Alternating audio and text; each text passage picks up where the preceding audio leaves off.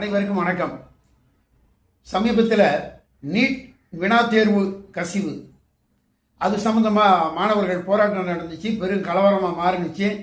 அதில் பல்வேறு சமூக விரோதிகள், கொலை குற்றம் சாட்டப்பட்டவர்கள்லாம் அந்த கலவரத்தில் கலந்துக்கிட்டாங்கன்னு இருக்கு. ஆக உண்மையான மாணவர்களுக்கு மதிப்பு இல்லாமல் போயிடுச்சு. இதுக்கு காரணம் வழி நடத்துகிற CJP பார்ட்டியும் Aam Aadmi, Congress, communist group தான் இதுக்கு காரணம் அப்படிங்கிறது வெட்ட வெளிச்சமாக ஆயிடுச்சு.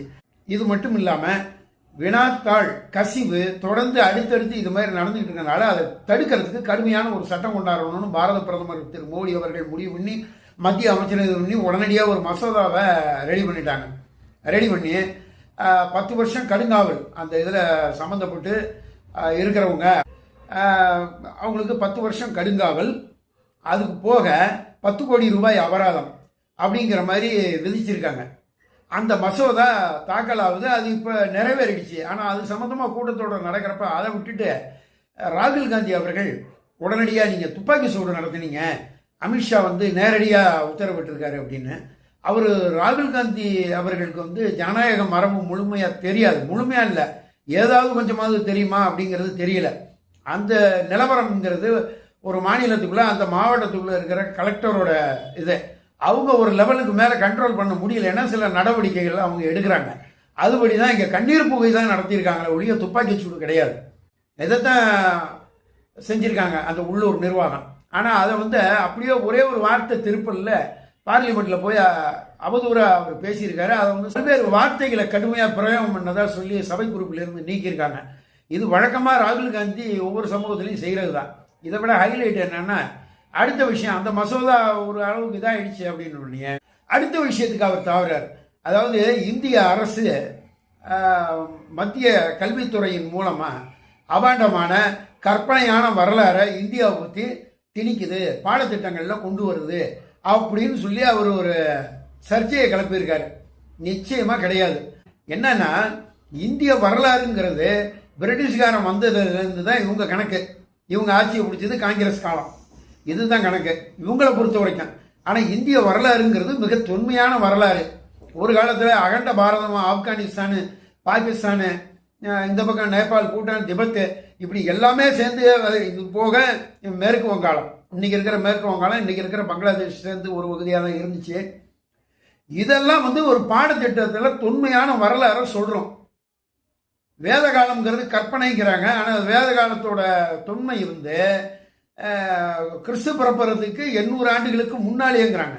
800 வருடங்களுக்கு முன்னால் அந்த நாகரிகம், அது சம்பந்தமான விஷயங்கள் எல்லாம் பொய். இவரை பொறுத்த வரைக்கும் தென்னாடுடைய சிவனை போற்றி எந்நாட்டவருக்கும் இறைவா போற்றி அப்படின்னு சொல்லி சைவ சித்தாந்தம் இருக்குது.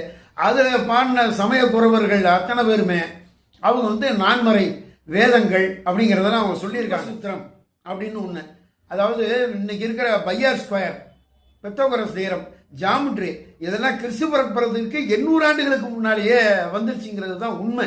அது இந்திய நாகரிகத்தில் வேத காலத்தில் உருவாகியிருக்கு. அதை வச்சு தான் இன்னைக்கு கட்டிடக்கடைகள் அத்தனை கோயில் எல்லாம் கட்டியிருக்காங்க. அதாவது ஒரு செவ்வகத்தை வட்ட வடிவமாக்கி அதோட மூளை விட்டம், அதோட பரப்பளவு, இதை கண்டுபிடிக்கிறது.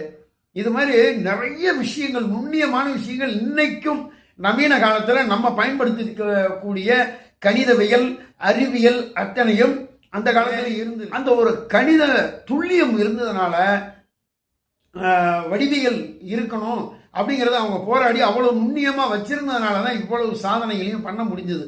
அதை விட்டுட்டு இன்னைக்கு வெள்ளக்காரவங்க கண்டுபிடிச்சது கணக்கு 15வது 17வது நூற்றாண்டு 18வது நூற்றாண்டில் வந்த மறுமலர்ச்சி தான் உலகத்தையே இன்னைக்கு புரட்டி போட்டு இருக்கு, பிரிட்டிஷ்காரன் தான் எல்லாம் பண்ணுனா அப்படின்னு சொல்லக்கூடிய மாய்மாலமான போலியான வரலாறை திணிக்கிறாங்கல்ல, அவங்களுக்கு இந்த பாடத்திட்டங்கள் எல்லாம் சலிப்பாக தான் இருக்கும், புளிப்பாக தான் இருக்கும்.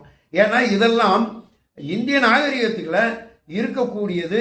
இந்தியா சம்பந்தப்பட்ட விஷயங்கள், பழைய மன்னர்களோட வரலாறு. வடக்கையும் இருக்காங்க, கிழக்கையும் இருந்திருக்காங்க, மேற்கையும் இருந்திருக்காங்க, தெற்கையும் இருந்திருக்காங்க. இவங்களுடைய வரலாறெல்லாம் இங்கே கொண்டாந்து பாடமாக வைக்கிறதுல ராகுல் காந்திக்கு என்ன பிரச்சனை? இந்த அதாவது தேச விரோத சக்திகள், அதாவது பலவற்றையா இருக்கணும்னு ஆசைப்படுறவங்களுக்கு அதெல்லாம் கஷ்டமாக தான் இருக்கும். ஆனால் உண்மையான வரலாறு எல்லாத்தையும் படிக்கணும். அக்பரையும் படிக்கணும், அந்த பக்கம் அதுக்கு முன்னால் இருந்த மன்னர்களை பற்றியும் படிக்கணும்.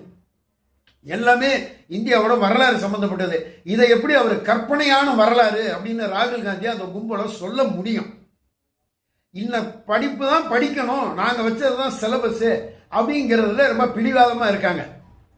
அதாவது இடதுசாரிகள் இவங்க தேச விரோதம். அந்த கணிதவியல் அறிவியல் இன்னைக்கு வந்துச்சுன்னா வெள்ளக்காரவங்க தான் கண்டுபிடிச்சாங்க, அது தான் மறுமலர்ச்சி வந்தது உலகத்துக்கு, இந்தியாவுக்கு வாழ்வு கொடுத்தாங்க அப்படிங்கிற விஷயம்லாம் அதாவது ஆக்ஸ்போர்டு, சிகாகோ பல்கலைக்கழகம், இந்த மாதிரி இதுல எல்லாம் பெரிய பெரிய உலக புகழ்பெற்ற பல்கலைக்கழகம்னு சொல்லிட்டு இருக்காங்கல்ல, அங்கெல்லாம் பாடமாக வகிக்கப்பட்டது எல்லாமே ஐரோப்பா கண்டம், இந்த ஆங்கிலேயர்கள், இது அமெரிக்காக்காரவங்க இவங்க பண்ண கண்டுபிடிப்புகள் தான் அப்படிங்கிற மாதிரி இருக்கு.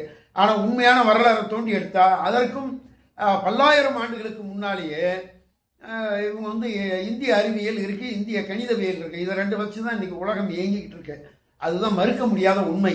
இதெல்லாம் மாணவர்களுக்கான பாடத்திட்டங்களை அடுத்த தலைமுறைக்கு கொண்டு போய் சேர்க்கறது தான் தன்னுடைய ஒரு பகுதியான கொள்கையாக வச்சு இன்னைக்கு உண்மையை உள்ளதுபடி அப்படின்னு சொல்லணுங்கிறாங்க.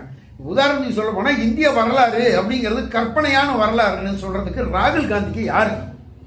ராகுல் காந்திக்கு என்ன யோகியது? நம்ம வங்காள விரிகுடா கடல், அதுக்கு பேரே சோழமண்டல கடற்கரை, கொரமண்டல் அப்படின்னு தான் இருந்திருக்கு. ஆங்கிலேயர்கள் கிழக்கிந்திய கம்பெனியை கால் ஊன்ற காலத்துல இதை அவங்களுடைய இதுக்கு மாற்றணும், இந்தியாவோட வரலாறு அழிக்கணுங்கிறது ஒரு பகுதியா சோழமண்டல கடற்கரைங்கிறதையே சுத்தமா எடுத்துட்டாங்க. ஏன் அந்த காலத்துல சோழமண்டல கடற்கரை இருந்ததுன்னா ஆளுமை ஃபுல்லாக சோழர் மன்னர்கள்ட்ட இருந்திருக்கு. ராஜராஜ சோழன், ராஜேந்திர சோழன் இவங்கள்ட்ட இருந்தது. இவங்க இமயம் வரைக்கும் போயிருக்காங்க. வட இந்தியாவில் பல பகுதியிலும் இது பண்ணியிருக்காங்க. இன்னைக்கு இருக்கக்கூடிய பீகார், ஒடிசா, இந்த பார்டர் ஃபுல்லாகவே இவங்க கண்ட்ரோலில் தான் இருந்தது. அந்த பக்கம் நமக்கு ஏற்கனவே தெரியும், கடாரம், ஜாவா தீவுகள், இதை எல்லாமே இவங்க வெற்றி பெற்று ஆக முழுமையான கடல் ஆதிக்கம் செலுத்தினதுனால அந்த காலத்துல இந்த பேர் அப்படித்தான் வழங்கப்பட்டிருக்கு, சோழமண்டல கடற்கரைன்னு. அதெல்லாம் மாற்றி வங்காள விரிகுடா அப்படின்னு மாற்றினாங்க. அது நமக்கே எல்லாருக்கும் எத்தனை பேருக்கு தெரியும்? அதெல்லாம் சொல்லுங்க. இது போல இந்திய பாண்டியர்கள் இருந்திருக்காங்க, சேரர்கள் இருந்திருக்காங்க, சோழர்கள் இருந்திருக்காங்க. அந்த பக்கம் மேற்கு கடற்கரையில் அவங்களே நிறைய மன்னர்கள் இருந்திருக்காங்க, இங்கே முழுக்க இருந்திருக்காங்க. இவங்களுடைய வரலாறுலாம் கற்பனையான வரலாறு அப்படின்னு ராகுல் காந்தி சொல்றாருன்னா அவர் தமிழ் இனத்தையும் சேர்த்து தான் சொல்றாருன்னு அர்த்தம். அதை தமிழர்கள் புரிஞ்சுக்கணும். அது அவர் 19 ஏதாவது ஒன்று சொல்லுவாரு, ஆக மோடியை எதிர்த்து பேசிட்டாரு, பிஜேபி எதிர்த்து பேசிட்டாரு, பாரு எங்க தலைவரை அப்படின்னு இங்க சவுண்ட் விடக்கூடாது, முட்டு கொடுக்க கூடாது. உள்ள நிலவரத்தை உண்மையா புரிஞ்சுக்கணும். இது ஒரு பக்கம். ஆனா இதுக்கெல்லாம் பிளட்லேயே வேணுங்கிறாங்கல்ல, அந்த மாதிரி சாணக்கியர் அவரு அந்த காலத்துல நூற்றாண்டுகளுக்கு முன்னாலேயே சாணக்கியர் என்ன சொல்லியிருக்காருன்னா, ஒரு அந்நிய நாட்டு தாய்க்கு பிறந்த ஒருத்தன் அந்த நாட்டை ஆள்றதுக்கு சுத்தமா தகுதி கிடையாது. அவன் அந்த நாட்டுக்கு விசுவாசமா இருக்க மாட்டான், அந்த நாட்டோட வரலாறுக்கு கட்டுப்பட மாட்டான், அவன் அந்த நாட்டோட தொன்மையை பெருமையை நிச்சயமா ஒரு பெருமையை தன்னுடைய பெருமையாக நினைக்க மாட்டான், அதனால வரக்கூடாதுன்னு சொன்னாங்க. அவர் அது மாதிரி சாணக்கியன்னு சொல்லியிருக்காரு. அந்த லிஸ்ட்ல ராகுல் காந்தி வருவார். தயவு செஞ்சு ராகுல் காந்தி மக்களுக்கு நல்லது செய்யக்கூடிய விஷயங்களை யோசிக்கட்டும், அரசுக்கு ஆலோசனை சொல்லட்டும். சும்மா குண்டாமுறையை ஏதாவது ஒன்று சொல்லணுங்கிறதுக்காக அரசியல் படைப்புக்கு அடுத்து நம்ம பிரதமராக வந்துடுவோம் அப்படிங்கிற ஒரு கற்பனையில் எல்லாரும் இது பண்ணாங்க அப்படிங்கிறதுக்காக நம்ம ஆர்ப்பாட்டம் பண்ணோம் அப்படின்னு சொல்லி சீன் போடக்கூடாது என்பதை தாழ்மையோடு இந்த நேரத்தில் திரு ராகுல் காந்தி அவர்கள்ட்ட நான் கேட்டுக்கிறேன். நன்றி, வணக்கம்.